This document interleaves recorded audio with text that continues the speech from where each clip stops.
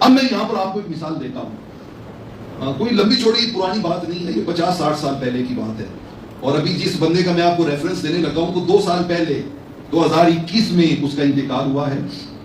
اور اپنے دور میں جب وہ یو ایس گورنمنٹ میں تھا تو آپ ذرا دیکھیے کہ اس کا منصب کیا تھا، adviser to president of U S A. وہ امریکہ کے صدر کا مشیر تھا، deputy director of U S security council, امریکہ کی سیکیورٹی کونسل کا وہ ڈپٹی ڈائریکٹر تھا، اور امریکہ کے جو بڑے بڑے ایڈمنسٹریشن کے عہدے ہیں ان پر فائز تھا. یہ 2 سال پہلے 92 سال کی عمر میں اس کا انتقال ہوا ہے. نام ہے اس کا رابرٹ ڈکسن کرین. رابرٹ ڈکسن کرین. آج کل گوگل کا زمانہ ہے، کوئی چیز ڈھونڈنے میں کوئی پرابلم نہیں ہے، تو میں ینگسٹر کو متوجہ کرنا چاہتا ہوں کہ وہ ذرا اس بات پہ غور کریں. اچھا، اس کی کوالیفیکیشن کیا تھی؟ اس نے، لوگ 1 پی ایچ ڈی کرتے ہیں، اس نے 2 پی ایچ ڈی کر رکھی تھی. کتنی؟ 2. ڈاکٹریٹ ان پبلک لا اور پھر doctorate in international law. Public law میں بھی وہ پی ایچ ڈی ڈاکٹر تھا اور انٹرنیشنل لا میں بھی، مطلب قانون دان، قانون کا بہت بڑا ماہر. جب وہ ڈپٹی ڈائریکٹر ہے یو ایس کی سیکیورٹی کونسل کا، اور اس دور کے پریزیڈنٹ اس دور کا جو ان کا پریزیڈنٹ تھا رچرڈ نکسن، 1969 سے لے کے 1974 تک جو امریکہ کا پریزیڈنٹ رہا، رچرڈ نکسن، اس کا وہ مشیر تھا، ایڈوائزر تھا. وہ کہتے ہیں جب پریزیڈنٹ نے اوتھ لیا نا تو اس نے اپنے جو لوگ تھے کابینہ کے، انہیں کہا کہ میں مختلف مذاہب کو اسٹڈی کرنا چاہتا ہوں اور میں آغاز کرنا چاہتا ہوں اسلام سے، تو مجھے اسلام کے بارے میں کوئی جو ہے وہ میٹیریل مہیا کیا جائے. تو کہتے ہیں انٹیلیجنس والوں نے جتنی اویلیبل کتابیں تھی اسلام کے بارے میں وہ لا دی. جب وہ کتابیں اس کے پاس پہنچی نا تو اس نے رابرٹ کو بلایا. اب یہ رابرٹ کی کہانی رابرٹ کی زبانی انٹرنیٹ پہ موجود ہے، کتابوں میں موجود ہے، اس کی اپنی لکھی ہوئی، 2 سال پہلے تو اس کی ڈیتھ ہوئی ہے، اس کے انٹرویوز ہیں، وہ ساری چیزیں موجود ہیں. وہ کہتا ہے مجھے پریزیڈنٹ نے بلایا، پریزیڈنٹ یو ایس نے، تو اس نے بلا کے مجھے کہا کہ یہ اتنی ساری کتابیں پڑھنے کا میرے پاس ٹائم نہیں ہے، تم ان کو اسٹڈی کرو اور ان کو اسٹڈی کرنے کے بعد اس کو سمرائز کرو، اس کی نا شارٹ فارم ایک بنا کے، جس سے مجھے پورے مذہب کے بارے میں آگاہی ملے کہ ان کے بنیادی نظریات یہ ہیں، بنیادی اعمال یہ ہیں، بنیادی ٹیچنگز یہ ہیں. تو وہ سمری مجھے بنا کے لکھ کے دو. اب رابرٹ ڈکسن کرین کہتا ہے کہ میں نے وہ خود بھی بہت پڑھا لکھا آدمی تھا، قانون دان تھا، میں نے قرآن مجید کی اسٹڈی شروع کر دی. کہتے ہیں پڑھتا گیا، لیکن جیسے جیسے قرآن پڑھتا گیا نا ویسے ویسے میرے دل سے کفر کا زنگ اترتا گیا.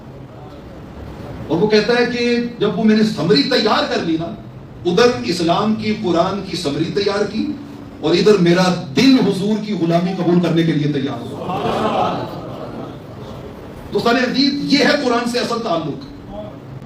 ہم نے صرف چومنے چاٹنے کے لیے، بیٹی کے سر پہ سایہ کر کے اس کو رخصت کرنے کے لیے، جھوٹی قسمیں اٹھانے کے لیے، محض اسے ایصال ثواب کے لیے 100 200 500 1000 قرآن اکٹھا کر لیا، ہر حرف پہ 10 نیکیاں اکٹھی کرنے کے لیے. جب ہمارا تعلق اس طرح کا ہوگا تو پھر قرآن چلے گا بھی، پھر قرآن شہید بھی ہوگا، پھر قرآن کے تمسخر بھی اڑائے جائیں گے، کیونکہ اس کے فالوورز ہمارے جیسے لوگ ہیں نا. اور اگر اس طرح کے تعلق جڑ جائیں تو پھر دیکھیے قرآن کی طاقت، دیکھیے قرآن کی طاقت. ہمارا اپنا قرآن سے تعلق نہیں ہے، کسی اور کو اس کے تعلق کی طرف دعوت کہاں سے دے گی. وہ کہتا ہے میرا من تیار ہو گیا، میں نے وہ سمری پیش کی اور اس کے بعد مزید اس کے اوپر اسٹڈی کی، مزید اسلامی اسکالر سے ملا.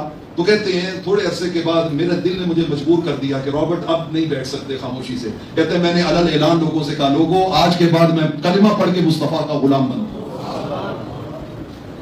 1969 70 71 72 74 کی بات ہے. کوہرام مچ گیا امریکہ میں کہ اتنا بڑا شخص جو ہے وہ مسلمان ہو گیا ہے. پھر اس کے خلاف جو سازشیں ہوئیں، کس طرح اس کو عہدے سے ہٹایا گیا، جس طرح اس کو وکٹیمائز کیا گیا، وہ ایک الگ کہانی ہے، وہ موجود ہے ان کی اپنی زبانی. لوگوں نے پوچھا کہ رابرٹ ڈکسن کرین، آپ نے حضور کا غلام بننے کے بعد پھر اپنا نام چینج کیا؟ انہوں نے کہا بالکل چینج کیا. کیا نام رکھا؟ انہوں نے کہا میں نے جب سیدنا فاروق اعظم کی کہانی پڑھی نا تو میں نے بھی اپنا نام فاروق عبدالحق رکھا. فاروق عبدالحق رکھا. مسلمان ہو گیا. میں آپ کو بتانے لگا ہوں کہ قرآن مجید کے اندر میجک کیا ہے، قرآن مجید کے اندر ایک سحر کیا ہے، پاور کیا ہے، کس طرح وہ اپنے پڑھنے والوں، سمجھنے والوں اور عمل کرنے والوں پر رحمتوں کے دروازے کس طرح کھول دیتا ہے، کس طرح کھول دیتا ہے. ذرا دیکھیے وہ فاروق عبدالحق جو پہلے رابرٹ ڈکسن کرین تھا، اب وہ حضور کا غلام بن کے کیا بن چکا ہے؟ فاروق عبدالحق. کیا بن گیا؟ فاروق عبدالحق.